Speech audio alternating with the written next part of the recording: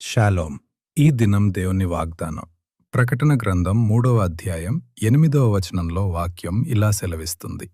నీ క్రియలను నేనెరుగుదును. నీకున్న శక్తి కొంచెమయ్యుండినను. నీవు నా వాక్యమును గైకొని నా నామము ఎరుగననలేదు. ఇదిగో, తలుపు నీ ఎదుట తీసియుంచియున్నాను. దానిని ఎవడునూ వేయనేరడు. అల్ఫాయు ఓమెగయునైన ఆ సత్యస్వరూపి, ఈ నూతన మాసములో నీ జీవితంలో ఒక సరికొత్త ఆశీర్వాదపు ద్వారమును తెరవబోతున్నాడు. నీ ప్రతి పోరాటంలో నీతోడుండి నిన్ను నడిపిస్తాడు.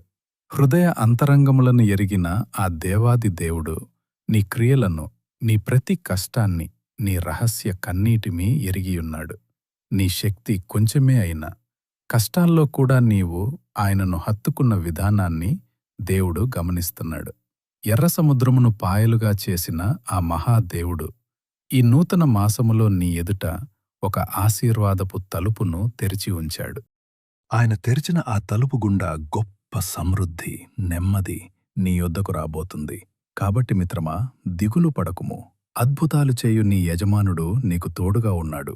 ఆగిపోయిన నీ పనులన్నిటినీ ఆయన సఫలపరిచి, మూసుకుపోయిన ఆర్థిక ద్వారములను, ఉద్యోగ ద్వారములను, ఆశీర్వాదపు ద్వారములను నేడు నీ కొరకు వివిశాలముగా తెరిచి నిన్ను బహుగా ఆశీర్వదించునుగాక.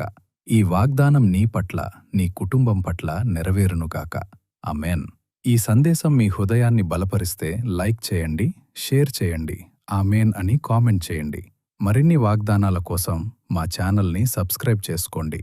దేవుడు మిమ్మల్ని దీవించునుగాక.